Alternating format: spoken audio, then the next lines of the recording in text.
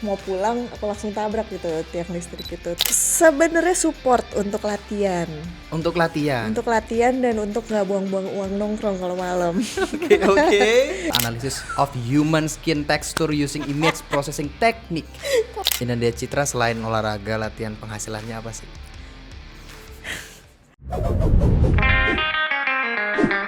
One Pride MMA Podcast. Check. Halo Sobat One Pride MMA, bersama saya Prayogi Haro Raja Gugu. Kali ini kita akan ngobrol-ngobrol asik tentunya di One Pride MMA Podcast. Dan this is first time kita udah kedatangan tamu. Ini juga spesial. Kenapa? I'm back, the beauty angel. Siapa kalau bukan Inandia Citra. Yes. Banyak yang merindukan. Banyak ya? Banyak. Aku juga rindu sama kalian semua. Asik. Ngomong-ngomong nih Sobat One Pride, kita lagi best couple yang Iya, kita lagi couple banget. lagi couple banget. Dan kita nggak janjian loh, seriusan ini kita nggak janjian. Kita saling tunggu-tunggu, ternyata pas ngeliat dari jauh, wah samaan nih baju. Wah oke deh. Pas, cocok. The Angel, the Beauty Angel atau? Aku nggak tahu, itu bukan aku yang bikin loh. Oh bukan. Bukan. Nah tapi hal itu yang terbesit dalam fans ataupun pecinta MMA yang nonton pertandingan Mbak Inandia Citra. Terima kasih. Kemana aja sih selama ini? Kemana aja? Aku habis cedera kan, masih ingat beberapa tahun yang lalu. Iya benar. Itu kira-kira 2,5 tahun yang lalu aku habis cedera. Tapi aku nggak kemana-mana kok, aku selalu ada di sini selama 2,5 tahun, masih latihan terus, ngasah semua yang kurang. Ya, I'm back. Sempet rindu banget gak sih? Sempet kangen banget. Apalagi kalau misalnya udah lagi nonton ya, kalau habis nonton fight tuh pasti kayak gue pengen lagi. Itu pernah datang gak sih ke lokasi fight? Teman-temannya atau yang lagi fight datang saat Mbak Citra udah nggak fight lagi, istirahat, mungkin kita kata. Sering banget. Sering ya? Sering banget, apalagi di satu tim itu kan kita banyak tuh fighternya. Jadi semua yang aku kenal aku pasti datang. Dulu kan masih bisa live nih tahun-tahun lalu. Masih bisa datang nonton live ke sana. Nontonin teman sendiri tanding. Pengen sih. Hal yang dirindukan apa kira-kira? Hal yang dirindukan adalah apa ya? Kayak suasananya aja, latihannya, training campnya, temen-temennya. Terus kayak diomelin ya gitu kan. Abis itu pas lagi fight kan juga rasanya beda ya. Iya benar. Sedih-sedihnya, seneng-senengnya itu semuanya kangen. Oke. Kangen banget. Nah ngomongin sedih-sedih kangen bisa kita lanjutin nanti. Boleh. Banyak yang tanya-tanya dulu terjun ke MMA ini seperti apa. Awal mungkin olahraga yang berantem seorang cewek itu jarang banget. Awalnya iseng-iseng banget. Iseng Banget, cuman buat ngisi waktu malam. Karena orang tua nggak suka kan, kita dulu zaman kuliah SMA malam-malam ngapain sih? Oke. Buang duit ya, nongkrong Nongkrong kan. gitu ya. Terus habis itu orang tua kayak oke, kamu silakan latihan. Dulu adekku lagi Muay Thai, kayak lagi nge-boom banget, ngehits banget, Itu semua cewek, orang latihan cowok? Muay Thai. Cewek juga. Oh, tapi secara tidak langsung berarti support dong sebenarnya. Sebenarnya support untuk latihan. Untuk latihan. Untuk latihan dan untuk nggak buang-buang uang nongkrong kalau malam. Oke. Iya kan. Terus habis itu ya udah aku latihan nih. Tapi aku orangnya kayak basically emang suka challenge. Oke. Jadi aku pengen compete waktu itu karena aku pikir gue udah latihan, kayaknya gue bisa deh sotoy-sotoy anak-anak baru lah, tahu kan anak-anak baru latihan pasti sotoy kayak gue bisa. Terus habis itu ya udah, itu lagi Muay Thai kan, aku nekat aja pergi ke Thailand waktu itu. Aku tinggal di sana 1-2 bulan untuk tanding. Itu sendiri atau bareng tim? Sendiri. Sendiri. Soalnya tapi di sana aku udah punya tim, di sana udah punya camp yang aku kenal dan dia udah terima aku. Jadi emang mau langsung sama mereka kayak Itu gitu. berapa lama di Indonesia join dengan Muay Thai itu baru punya nyali banget langsung ke Thailand itu? Di bawah 1 tahun. Di bawah 1 tahun. Ibarat, aduh. Iya itu lumayan sok tahu sih waktu itu karena aku kan nggak punya pengalaman, aku nggak Oke. pernah tanding amatir, nggak pernah sparring yang kayak tahu kan event-event sparring gitu juga nggak pernah ikut. Terus tiba-tiba kayak oke, gue mau ke Thailand, gue mau Oke. tanding pro. Oke. Ya udah nggak apa-apa, berawal dari situ. Nah ke Thailand itu awalnya memang mau niat latihan, ya? Mau niat latihan. Latihan dan tanding.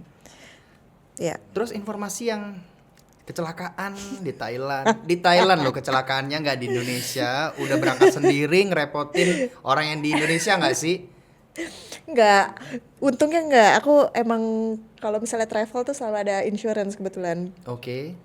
Waktu itu juga nggak mikir sih akan terjadi kecelakaan, tapi aku juga lagi sok taunya nggak bisa bawa motor ya kan, sampai Thailand kayak oke, gue sewa motor dan gue akan bawa nih motor jalan-jalan. Kejadiannya itu aku tabrakan itu di depan camp. Di depan camp. Depan camp banget. Jangan sebut dengan lawan yang temen yang lagi latihan di camp juga. Enggak. Aku nabrak tiang listrik. Oh my tiang God. listrik kotak yang gede banget itu. Itu tiang listriknya di depan camp, aku habis latihan. Terus aku mau pulang, aku langsung tabrak gitu tiang listrik itu. Tapi emang nabraknya agak kenceng. Jadi aku banyak yang harus dijahit di badan. Nah, aku waktu itu baru datang tuh udah dijadwalin 2 minggu lagi bakal ada fight aku. Tapi karena ada jahitan jadi kan mesti break dulu kayak seminggu. Akhirnya aku di reschedule fight-nya ke 2 minggu kemudian, jadi di akhir bulan itu gitu. Ya udah. Yang di Indonesia gimana dong? Yang di Citra, Indonesia lo ngapain ke Thailand tapi ujung-ujungnya begini, kan panik dong. sebenarnya nggak banyak yang tahu juga sih karena aku nggak bilang sama teman-teman kan. Aku Oke, kan waktu pada itu juga belum banyak teman-temanku cuma teman-teman kuliah yang mereka nggak ada di dunia ini. Ya mereka juga nggak aku kasih tahu kalau ya gue kecelakaan gitu. Iya benar-benar. Mereka cuma taunya aku pergi mau latihan udah gitu. Nah terus bisa fight ya berapa lama lagi? Akhir bulan atau gimana? 2 Iya, bulan? 3 minggu setelah kejadian itu aku udah bisa fight lagi. Bisa fight lagi. Yang penting kan Menang. kita butuh enggak. Tapi nggak apa-apa itu kan. Gak apa-apa itu pertama. Dengan nyali yang anak Muay Thai pertama under setahun udah nekat ke luar negeri. Sudah. Kamu bayangin gak kalau aku menang pada saat itu aku bakal jadi orang paling sombong sedunia ini. Tapi bener-bener nguji banget gak sih selama di sana itu? Nguji banget karena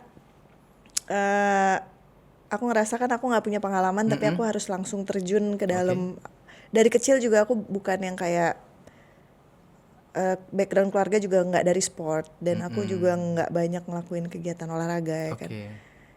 Jadi pada saat aku ke Thailand dan aku langsung training camp dengan porsi latihannya mereka itu kan berat. Ya di situ challenge-nya. Di sana Muay Thai ya, memang Muay Iya, Thai. Muay Thai. Itu target kenapa ke Thailand itu mau ngapain sebenarnya? Memang mau tanding itu. Emang mau tanding. Mau tanding itu. Pertama kan cuma latihan doang, aku 2 kali ke sana. Sebelumnya aku ke sana dulu ke camp yang sama sebelum aku pergi lagi kedua kalinya untuk training camp gitu. Nah itu waktu kuliah kan kayaknya jurusannya bukan jurusan biasa ya. Bukan biasa tuh Bukan apa ya? biasa itu. Sebenarnya biasa kok. Saintek gitu ya. Sebenarnya biasa. Ilmu sains kan. Tapi mungkin jarang aja. Iya. Aku science itu life science, biomedical engineering. Dan terus S2 sempat diarahin sekolah juga. Sempat S2 juga, tahu nggak kenapa aku disekolahin lagi? Itu Kenapa gara-gara orang tua khawatir. Oh iya. Ini anak latihan mulu, mau jadi apa? Ini anak latihan mulu habis kuliah. Aku tuh ingat banget soalnya aku pergi ke Thailand, itu aku habis final exam. Oke. Waktu itu masih S1 nih, masih S1. Habis final exam, bener-bener habis ujian. Aku langsung berangkat ke airport, berangkat nih ke Thailand. Terus gimana respon ketika waktu kuliah itu kan lo bagi waktu untuk latihan, lo bagi waktu untuk kuliah dan dekati ujian segala macem. Kalau misalnya di zaman kuliah kita tuh emang kayak sendiri-sendiri, Oke. semuanya tuh sendiri-sendiri. Jadi teman-teman nggak gitu peduli kayak lu mau ngapain terserah karena ya nanti kalau gagal kan lu yang gagal, kalau berhasil ya lu yang berhasil gitu. Jadi mereka kalau teman-teman sendiri nggak peduli. Teman kuliah lo takut nggak sih, Mbak Citra, ngeliat lo yang ikut Muay Thai sampai ke Thailand? Oh Enggak my kok. God, Citra udah Kan gila itu banget. final exam banget. Jadi abis itu kita nggak ketemu lagi. Tapi ada ini nggak sih, kalau misalnya di kuliah itu kan kita ada orang yang nggak suka sama kita gitu ya Aku kan? nggak tahu ya. Aku mungkin ya harusnya sih di mana-mana ada orang nggak suka sama kita. Tapi aku merasa dimanapun aku ada, ya untungnya sampai saat ini semua mau main sama aku. Kalau nggak salah judul penelitiannya itu pernah adalah Analysis of Human Skin Texture Using Image Processing Technique. Kok bisa Bener nggak sampai- sih? Kok bisa sampai ada? Bener Kok nggak? Bener. Kok bisa sampai tahu? Itu benar-benar menganalisanya gimana ceritanya itu menjadi. Aku nih sebenarnya jalan ke sini tuh kayaknya emang udah ditunjukin aja sama Tuhan. Itu aku lucky banget dapet tugas itu. Karena kalau aku kan kuliah di SGU, Swiss German University yang ada di BSD kan, Serpong. BSD, oke. Itu sebenarnya di semester 6 itu kita tuh internship di Jerman. Oke. Cuman waktu itu aku nggak ambil karena Why? karena kebetulan salah satu dosenku nawarin aku untuk kerja sama dia, Oke. kerja di labnya dia yang ada di Serpong juga. Terus dia bilang, gue pengen lu sambil ngerjain ini sambil ngerjain tesis. Dan menurut aku itu sebuah kayak enak aja. Oh gitu. Jadi di semester 6 aku udah ngerjain tesis. Jadi Oke. jadi di semester 8 udah nggak gitu berat, ya kan? Jadi buat aku ya udah ngapain gua jauh-jauh ke Jerman yang semuanya juga sebenarnya bayar sendiri ya kan, dan Oh, belum bayar tentu sendiri, digaji, belum tentu digaji. Jadi tergantung kerjaan kita dapatnya apa. Ya udah nggak apa-apa, gue di sini aja semester 6 ngerjain tesis. Jadi pas semester 8 aku udah tinggal santai-santai, tinggal benerin aja semuanya. Itu enak banget. Nah pada saat semester 8 itu waktu aku latihan. Semester 8 waktu latihan. Jadi pas banget aku bisa latihan.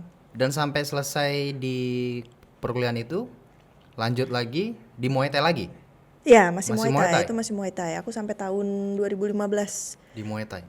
Setelah dari perkuliahan yang pertama S1 ya itu ya. Pada saat itu S1 masih join di Muay Thai. Kalau nggak salah orang tua juga masih menginginkan kuliah lagi, Citra kuliah lagi. Nah itu kuliah lagi itu gara-gara mereka khawatir kan. Dia kenapa latihan mulu, kenapa jadi tanding-tanding, pengennya nyarinya tanding-tanding terus. Soalnya abis itu aku masih ke Singapura main Muay Thai juga. Terus habis itu aku sempat latihan capoeira gitu-gitu kan di Jakarta. Terus mereka kayak yang oke, kayaknya lu gue sekolahin lagi deh. Dan itu waktu bisnis ya, manajemen bisnis bukan? Iya. Manajemen bisnis dan lu memutusin selesai. Di tengah di stop. Kalau nggak salah karena dosen lu nanya ke lu milih kuliah atau milih tanding gara-gara berantem itu. gitu ya. Tapi emang aku nggak nyalain mereka karena sekolahnya bagus. Sekolahnya bagus dan aku ngerti mereka tuh pengen punya lulusan yang semuanya tuh 100%. Yang semuanya ngasih 100% ke bidang itu. Jadi aku kan emang terpaksa, sekolahnya bagus banget kok juga, kayak yang aku dapetin banyak banget dari situ.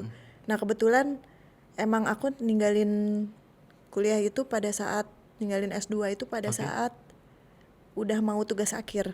Udah mau tugas akhir. Udah mau tugas akhir, kita kan grup kayak berempat gitu, tapi waktu itu emang agak sulit karena di Prastia Mulia kan, itu kan ada manajemen bisnis sama financial. Oke. Aku ngambil yang finance. Dan di dalam grup itu aku finance sendirian, sisanya marketing manajemen itu. Jadi pas kita lagi bikin grup untuk bikin tugas akhir itu agak susah karena tugasku banyak banget. Aku nggak punya temen buat bantu aku. Terus kebetulan dosen waktu itu manggil ke ruangannya dia, ngomongnya serius banget. Tapi ini bener, dia bilang lu mesti pilih salah satu. Tapi kita akan selalu dukung. Kalau lu mau keluar pun kita juga nggak bakal yang kayak kalau gitu sih. Kita juga pengen lu keluar karena kita dukung lu gitu loh, istilahnya gitu. Akhirnya aku ngobrol sama teman-teman satu tim aku dan mereka tuh semuanya dukung. Aku juga nggak ngerti. Aku bersyukur banget mereka semua dukung, kayak ya udah it's okay kalau lo lebih pilih ke sana dan kita juga ngerti lo sangat passionate di sana. Jadi nggak apa-apa, lebih baik dari sekarang jadi kita bisa cari ganti lo. Karena kalau misalnya lu nggak bisa 100% di sini, kita juga susah karena aku tugasku banyak karena aku satu-satunya anak finance di situ. Ya udah begitu. Akhirnya cabut. aku ya udah mesti pilih. Yang lu rasain waktu itu apa tuh? Harus memilih hal yang sulit dong tentunya sebenarnya. Atau sebenarnya lu senang juga akhirnya? Untuk memilih tuh hal yang sulit, tapi itu pilihan gampang buat aku. Oh iya? Karena memang dari awal karena aku udah tahu jawabannya apa, itu pilihan gampang buat aku. Tapi untuk nyebut aja yang sulit kan karena orang tua udah biayain. Terus sekolah. orang tua gimana dong responnya waktu Mereka sih sebenarnya kayak nggak apa-apa. Mereka waktu itu nggak apa-apa karena mereka juga kayaknya tahu kalau misalnya aku sampai punya gelar pun nggak tahu akan aku apain juga gitu.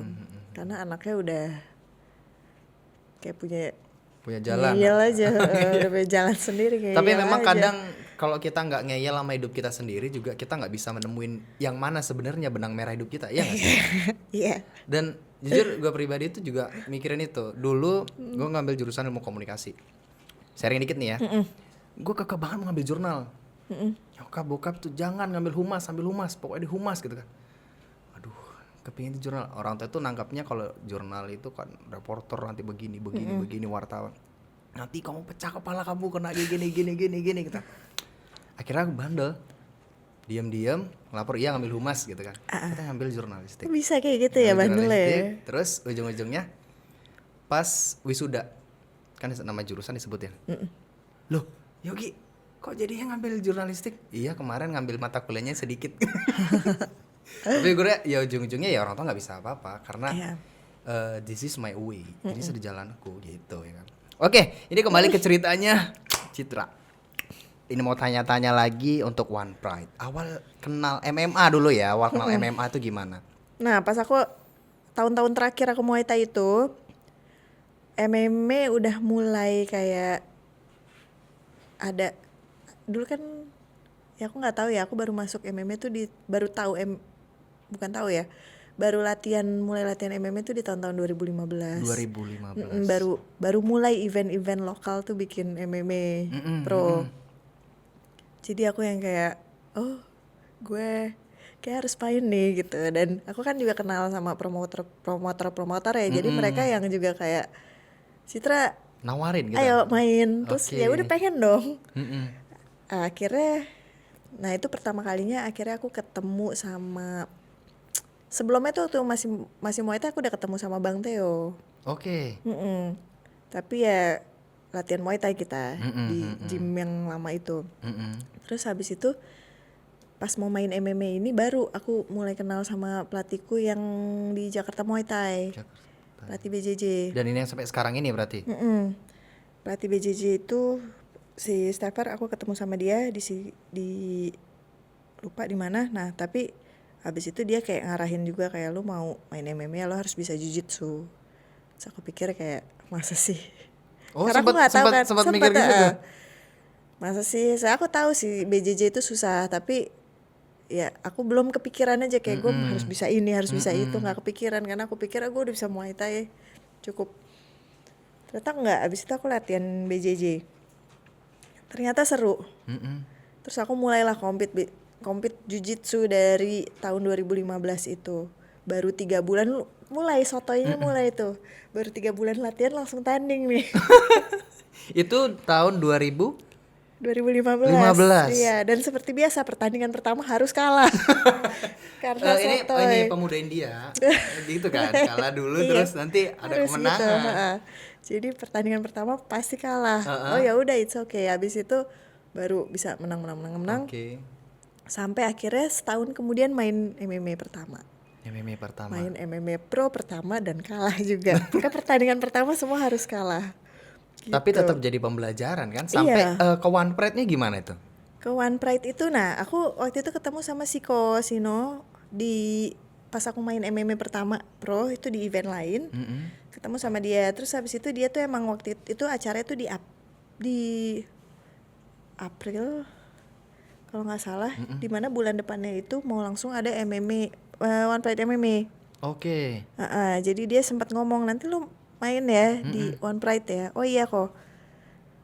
Tapi aku tetap ngelewatin audisi waktu itu. Aku ikut audisi di season ke-2 apa ke-3 ya pertama kali aku main.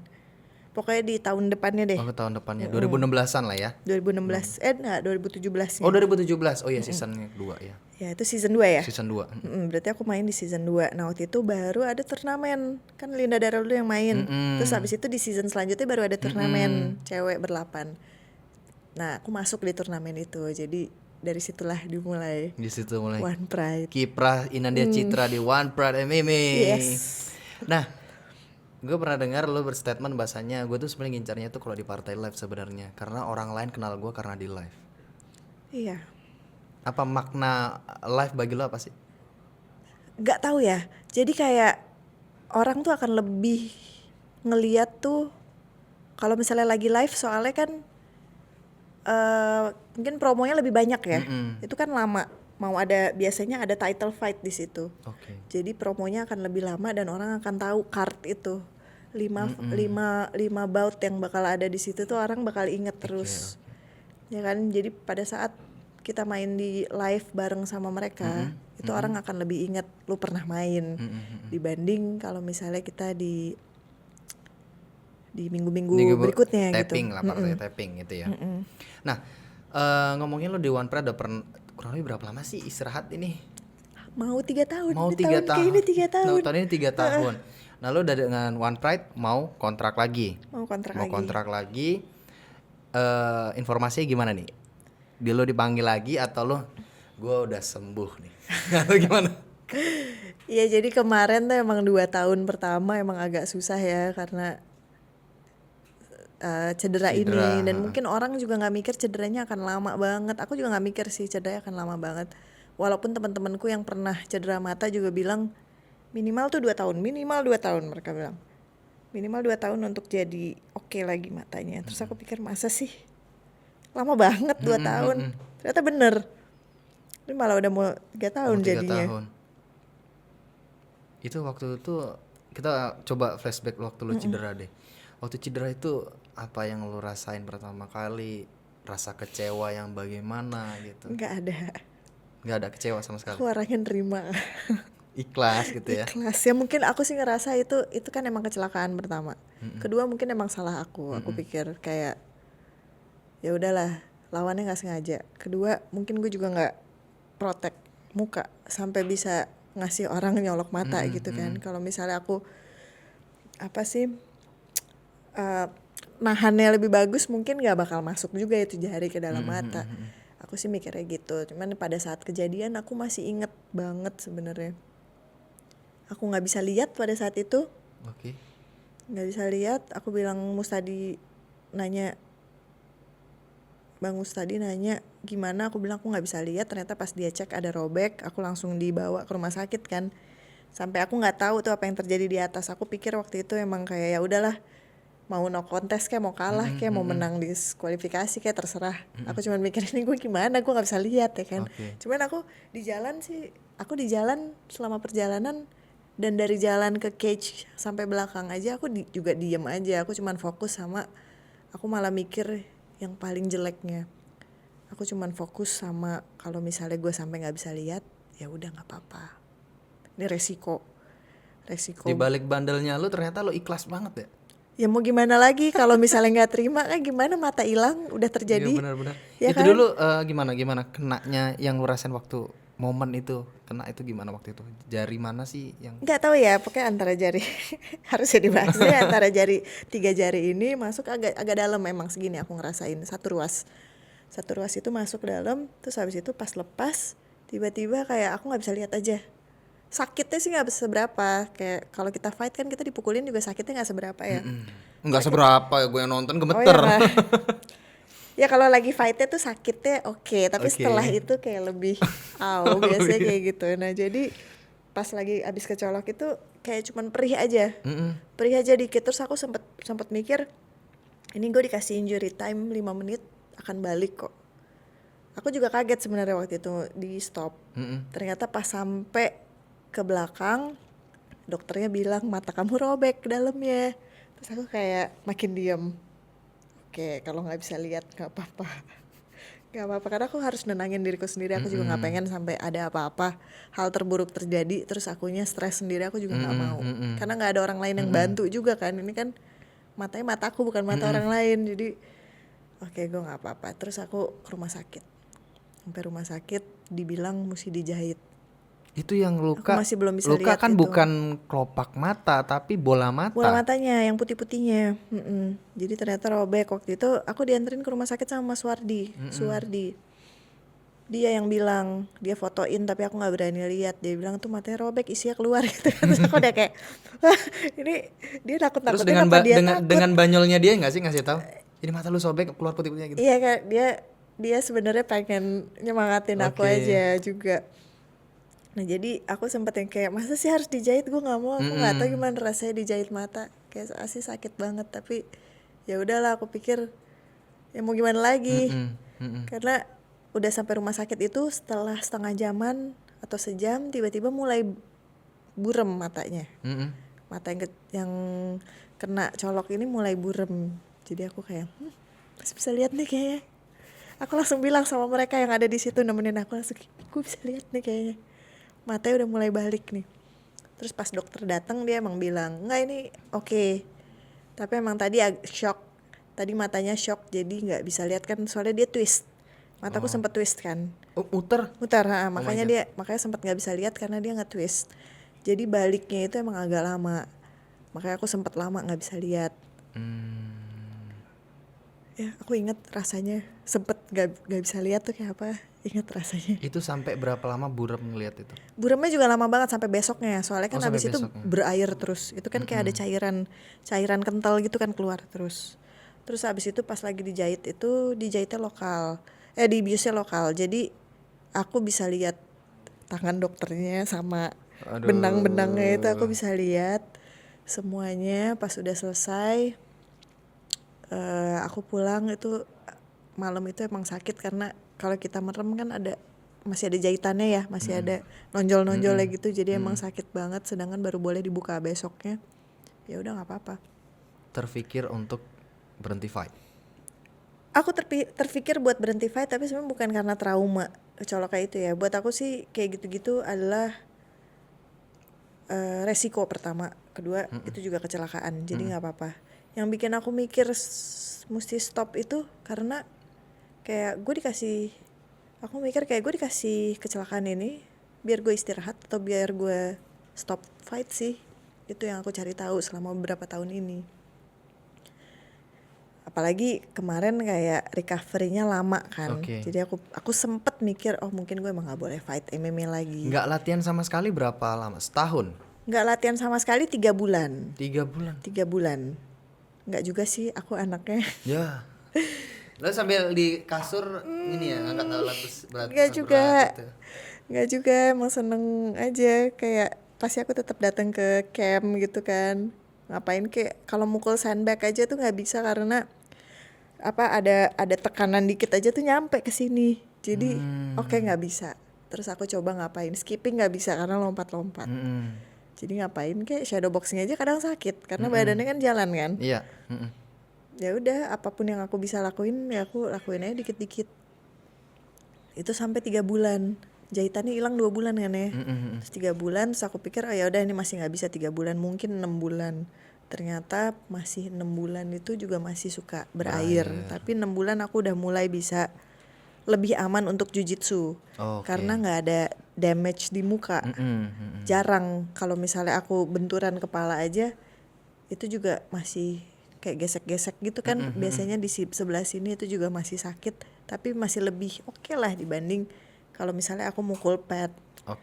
Itu kan kalau lagi keras tuh nyampe sini beneran, nyampe mata itu geter gitu. Terus habis itu ya kalau mukul backs juga, apalagi sparring ya kan. Jadi ya udah, aku lama nggak sparring striking tuh lama banget. Dan makanya lo rindu banget nih mau tanding di oktagon. Aku rindu banget. Apalagi sekarang udah balik latihan bener lagi kan. Udah tahu bisa dipukulin lagi. Kasih pesen dong ke para fighter tunggu gua di oktagon ya. Kayak tunggu gue semuanya di oktagon. I'll be back. Oke. Lo nggak ada, Linda Daru juga menyusul. Nggak ada. Lo makin punya peluang dong untuk dapetin sabuk. Berharap sih gitu. Selama ini soalnya kalau misalnya pun jodohnya balik lagi sama Linda Daru, karena kemarin-kemarin 2 tahun terakhir juga dipanggil sama Linda Daru udah berapa kali.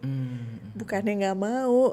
Karena kondisi recovery. Karena kondisi itu nggak siap, karena bahaya juga. Linda Daru juga bukan fighter yang nggak sakit ya kan.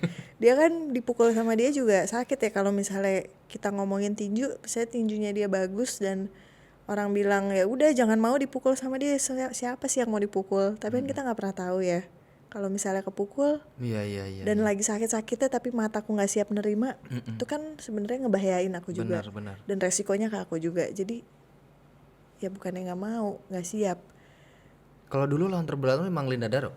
Ya dari dulu lawan terberatnya dia, jadi harus lagi fit banget dan harus lagi kondisinya tuh nggak kayak yang kayak kemarin. Jadi ya udah, aku ya bilang gitu, udah dipanggil beberapa kali, ya aku jawab gitu. Gue bukannya nggak mau nih, gue belum bisa.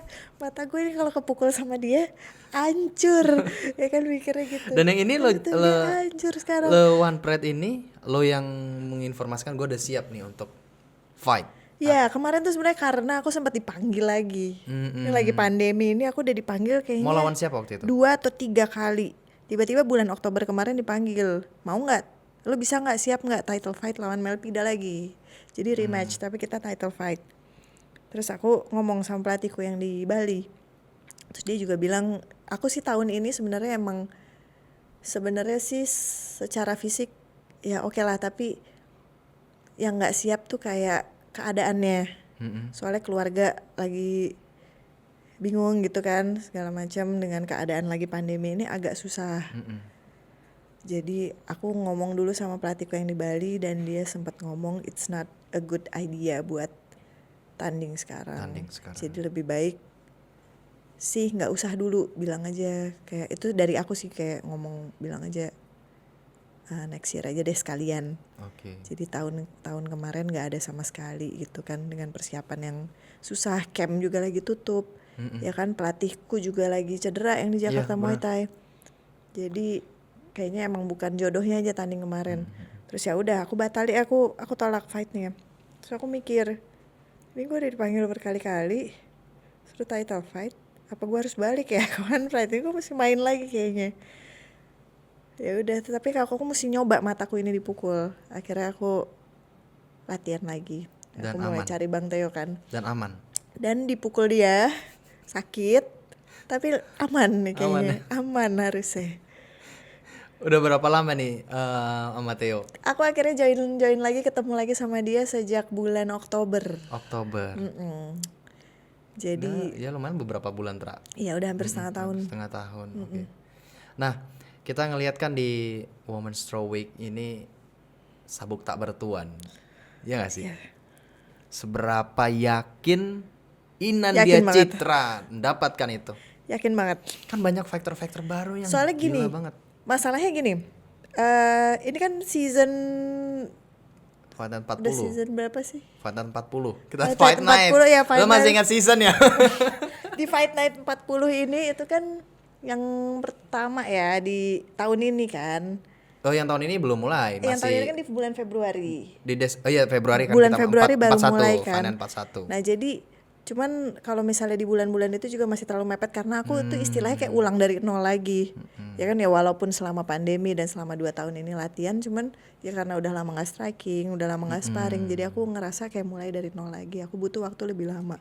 Aku memang bilang sama One Pride untuk abis lebaran aja gak apa-apa ya. Jadi kayak aku punya waktu untuk ngetes dulu mata, ngebiasain dulu mataku untuk nangkep damage lagi, ngebiasain semuanya lagi, karena aku pengen comebacknya tuh beda. Aku nggak pengen udah 3 tahun orang nggak lihat aku terus aku balik-balik kayak gitu lagi gitu kan, masih sama. Nggak, aku pengen beda. Jadi aku bilang butuh waktu, dan kita nggak tahu kan nih sebelum Lebaran dan bulan puasa ini apa yang akan terjadi kalau misalnya One Pride bikin perebutan sabuk untuk perempuan. Ya mungkin sabuk itu akan dipunya sama orang lain dulu ya kan. Oke. Nah, prediksi lo untuk mulai kontrak lagi dengan One Pride bulan berapa? Mungkin langsung di Juni ini mungkin bisa. Juni. Mungkin bisa. Jadi benar-benar setelah Lebaran. Oke, One Pride, dengarkan statement Inandia Citra.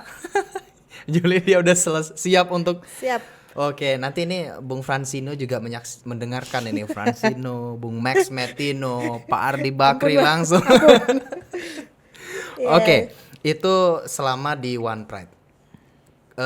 Kita mau tanya sisi lain dari seorang Inandia Citra ya. Sisi lain Sisi lain dari Inandia Citra. contohnya? Kan orang nyebut lu itu tomboy. Tapi lu suka dandan nggak sih? Dandan nggak? Ini nggak ya? Lu kan Kalau dandan emang nggak. nggak ya? Kak mau, kalau ditanya mau dandan atau nggak mau. Tapi kalau suka dandan atau enggak ya nggak gitu, karena aku kegiatannya tiap hari kayak aku kemana-mana. Dulu sih aku emang bawa mobil kemana-mana, tapi dengan keadaan Jakarta yang kayak gini aku memutuskan untuk Naik dan aku udah sempet kecelakaan juga jadi kayak oke, gue harus bisa bawa motor. Bawa motor kemana-mana dandan itu kayaknya nggak enak pertama. Gak enak.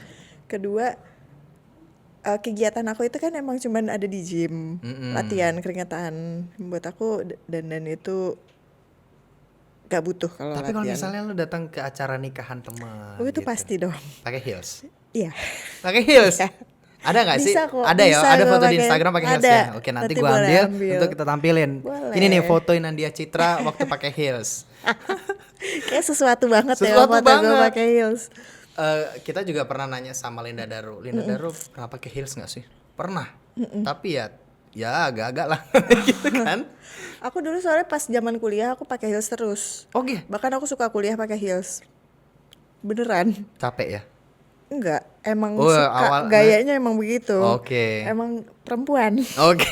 Serius. Oke. Kita selama 3 tahun kurang lebih. Nandia Citra selain olahraga, latihan, penghasilannya apa sih? Ya aku masih ngelatih aja karena aku udah terlanjur ada di sini. Kerjaanku ada di sini. Aku mesti survive di sini. Dan gak ada yang bantuin, apalagi karena orang tua kan juga awalnya nggak support aku kayak gini. Jadi pada saat aku susah mereka ya nggak mau bantu banget dong. Jadi aku masih ngelatih dan itu aja sih. Dan target lo ke depannya kan nggak tahu nih, ke depannya lo kepingin punya camp tentu dong. Fighter-fighter lain Pengen kan punya anak. ya itu pasti dong, pasti dong. Targetnya pengen punya anak. Nah tapi kan fighternya rata-rata mau camp. Lo punya ekspektasi itu juga? Punya camp sih sebenarnya aku nggak gitu ya. Karena aku tahu pernah beberapa kali ngejalanin tuh yang bikin camp itu nggak gampang. Aku lebih pengen punya tim yang Punya bisa tim. dimanapun campnya, aku pengen punya tim yang bisa bareng. Aku bisa bareng sama mereka terus-terusan. Itu sih goal aku lebih ke situ. Entah itu camp aku atau camp mereka atau camp siapa. Nah kalau lo nanti punya anak lo ingin jadi petarung juga atau enggak? Oh iya pasti. Pasti ya. Berarti someone special yang saat ini deket sama lu fighter juga dong. Mulai nih. Mulai dong. Fighter juga dong. Gak ada someone special, tapi kalau misalnya harus ada, gue lebih prefer fighter karena kita apalagi perempuan ya, kita butuh orang yang ngerti sebenarnya sama kegiatan kita. Dan gak semua orang bisa ngerti kalau misalnya bukan sama-sama fighter, sama-sama terjun di dunia ini dan sama-sama ngelakuin yang kita lakuin, itu beda. Terlepas itu fighter one pride. Halo fighter one pride udah pada nungguin nih. Kayak kalau di mana-mana pertanyaannya kayak gini ya. Kan Apa denger gosip apa coba? Kan Langsung aja bilang. kepingin dekat Langsung sama tanya. fighter. Ya kita harus nyampein nih. Mau mendengar meskipun itu fighter one pride. Iya, Oke. siapapun. Siapapun. Oke, yang jomblo-jomblo Fighter One Pride silakan persiapkan diri Anda. Persiapkan diri Anda. Selain sebagai fighter, ada nggak sih gue kepinginnya ya tampan begini gini gitu. Enggak sih. Gak neko-neko ya. Dulu mungkin kayak gitu, tapi lama-lama enggak lah. Kan apa? Ini kan lebih mendalam ya pertanyaannya. Ya. Lebih kayak personal gitu, lebih kayak Semakin terjepit ya. iya semakin terjepit. Dan aku orangnya kalau jawab jujur-jujur aja kan. Oke. Ya kalau misalnya aku udah bilang kayak gue pengen orang yang ngerti, ya udah kita nggak bisa ngedapetin semua yang kita mau, mesti pilih. Ya udah lebih susah cari yang kita mau sebenarnya dibanding yang Apapun yang itu enggak berarti gitu. Jadi- awal penting yang utama adalah fighter ya. yang penting ngerti. Ngerti. Dan biasanya ngerti itu fighter. Nah itu Urutannya dong, persyaratannya pertama. pertama ngerti. Ngerti. Dan biasanya ngerti itu fighter. Jadi Oke. nomor dua harus Fighter. Ya, Ada itu. ketiga? Yang ketiga Tiga deh. Terakhir apa nih? Harus apa nih? Humoris mungkin? Humoris kayak humoris atau gimana? Juga. Nggak juga ya? Harus apa ya? Tahu deh. Ya setidaknya sebagai partner latihan setiap hari dong, tentu fighter. Ya apa aja, karena kalau misalnya nggak partner latihan pun, misalnya kita beda negara pun bisa juga kan? Oke, berarti ada incarannya fighter luar negeri. Oke. Kalau kita beda negara pun juga nggak apa-apa. Berarti persaingan kalian fighter One Pride ada cukup berat. Cukup berat. Sepertinya dia 50-50 lah ya, hati-hati. Nah, ngomongin relationship. Tentu lo dulu punya pengalaman relationship dong. Iya kan? Pernah mengalami ghosting gak sih?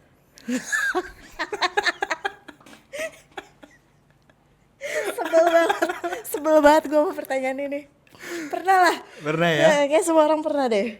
Pernah ngalamin ghosting dan pernah ghostingin orang, itu udah Oh, pasti. pernah? Oke. Itu udah pasti. Awalnya di ghosting atau ngeghosting? Lupa. Pokoknya dua-duanya aja dapet. Gitu. Itu waktu udah jadi fighter atau atlet ini? Oh enggak, dari dulu lah udah pasti. Oh, sebelum ikut Muay Thai segala macam. Oh, kayaknya gue tahu nih kenapa lo ikut berantem ini Supaya nggak di ghosting. Supaya ghosting. Nggak orang. ngaruh. Nggak ngaruh. Tetep aja. Oh, berarti yang terakhir di ghosting ketika udah. Enggak sih. Lebih banyak ghostingin. Oke. Harus gitu dong, lebih banyak ghostingin. Ngomong-ngomong di media orang. sosial kan, gimana caranya Inandia Citra mengarahin para fans Inandia Citra? Kan pasti banyak sering nge-DM, Mbak Inandia Citra gini gitu. Aku sih merasa fans itu penting banget buat nge-keep kita selalu motivated. Dulu sih aku ngerasa kayak ya udahlah fans nggak usah diurusin gitu kan, aku terlalu males. Tapi lama-lama mereka tuh bikin kita termotivasi banget, apalagi pada saat kita lagi di bawah, pada saat kita lagi kalah, pada saat kita lagi nggak bisa fight, kita lagi cedera segala macam itu. Sebenarnya mereka itu yang selalu nyemangatin kita. Dan aku mulai terbuka buat gue mesti nge-keep orang-orang ini. Jadi mereka ajak ngobrol, aku tanggepin. Mereka mau apa aku tanggepin kalau lagi nggak sibuk ya, bukannya aku juga sampai ninggalin kegiatan gitu ya. Ninggalin kegiatan buat ngurusin mereka nggak. Tapi ya kalau lagi nggak sibuk aku pasti jawab mereka, karena tanpa mereka sebenarnya aku juga nggak bisa sampai ada di sini. Mungkin kalau misalnya nggak ada mereka, aku dari kemarin juga udah down, yang kayak gue nggak main lagi ya. Ya kan, karena mereka juga di samping teman-teman tim kita ya, teman-teman kita yang latihan bareng juga nyemangatin, mereka juga yang bikin kita apa sih tadi aku bilang, motivated lagi. Okay. Sedangkan ya buat aku kan kita fight ya, kadang sebenarnya fight tuh buat diri kita sendiri, buat tim, buat pelatih. Kadang aku ngerasa fight buat mereka juga, karena mereka kan pengen ngelihat kita, mereka gitu menantikan itu. Latihan keras-keras, main bagus buat nyenengin mereka juga, kayak gitu kan. Jadi ya simbiosis mutualisme. Iya. Saling menguntungkan. Jadi aku sih ngerasanya kayak gitu ya. Tanpa mereka sih, mereka tuh nambahin semangat banget. Semangat banget. Nah tadi lo udah nyinggung mengenai gue ingin cepat punya anak. Enggak. Pasti lo punya target kapan nikah. Nggak ada. Pertama nggak ada target kapan nikah. Tapi tadi lo udah nyindir, siapa yang punya Cam? Punya anak dong. Padahal gue nggak ada pilihan. Bener, nggak ada pilihan jawaban. Kalau pengen punya anak iya, tapi gue nggak ada target nikah, dan gue nggak ada target pengen punya anak tuh kapan, nggak tahu. Cuman gue suatu hari harus punya anak, karena gue pengen nge-raise orang. Gue ngerasa kayak hidup gue perjalanannya tuh banyak, panjang, ada ini itu gitu kan, dengan keluarga gue segala macam. Terus habis itu jadi gue pikir gue harus punya anak, dan gue pengen ngegedein dia jadi sesuatu gitu, pengen juga. Tapi udah ada dorongan dari orang tua. Enggak loh. Enggak.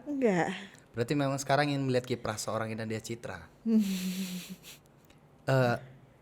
Pesan apa sih dari orang tua yang sampai saat ini membuat Inandia Citra bertahan menjadi ya this is Inandia Citra? Pesan dari orang tua. Pesan terakhirnya tuh kamu jangan berantem lagi. Itu pesan terakhirnya.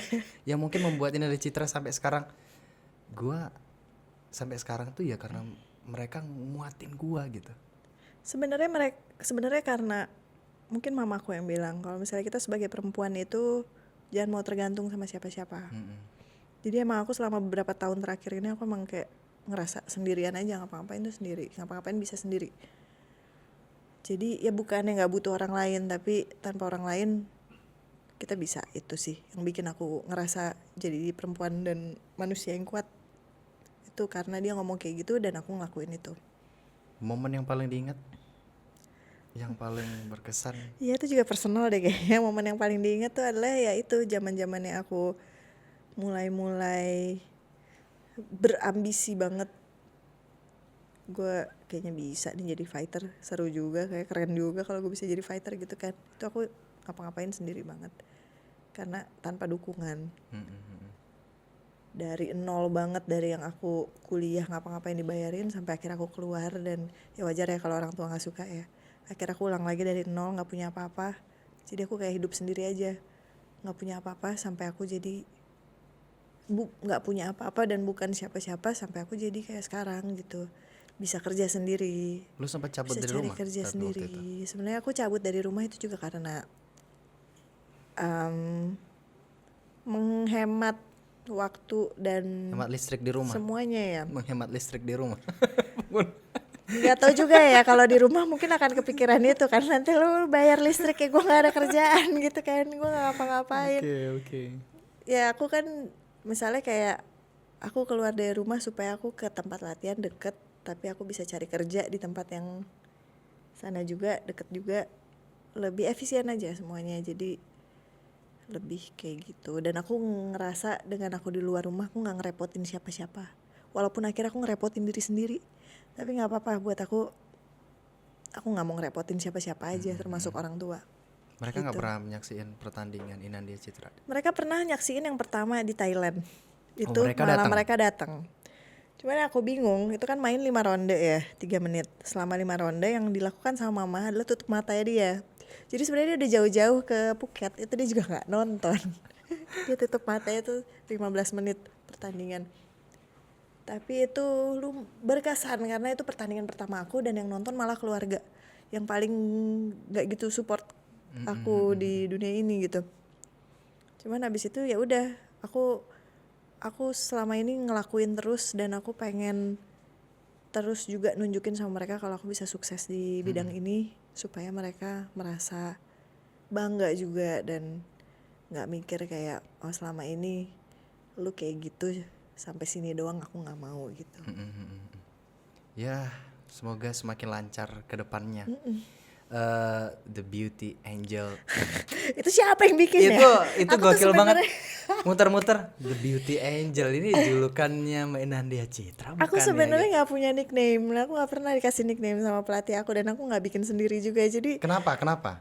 Kan semua ada nih. aku nggak tahu. Pertama aku nggak bakal bikin nickname sendiri. Aku pengennya orang lihat aku kan. Jadi aku expect akan pelatihku yang kasih. Tapi pelatihku itu juga kayak nickname-nya ganti-ganti dengan kayak keadaan kemarin, terus tiba-tiba aku cedera, nanti dipanggilnya jadi yang lain lagi kayak gitu kan.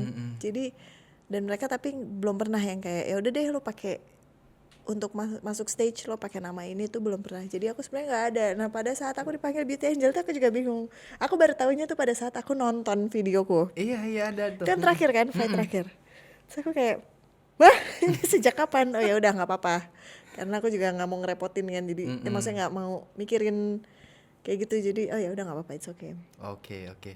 Siap, terima kasih udah ngobrol-ngobrol banyak banget mulai dari awal join ya Sampai Beauty Angel. The Beauty Angel.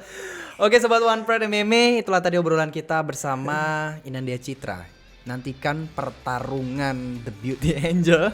Entah nanti atau nickname apapun Iya, itu.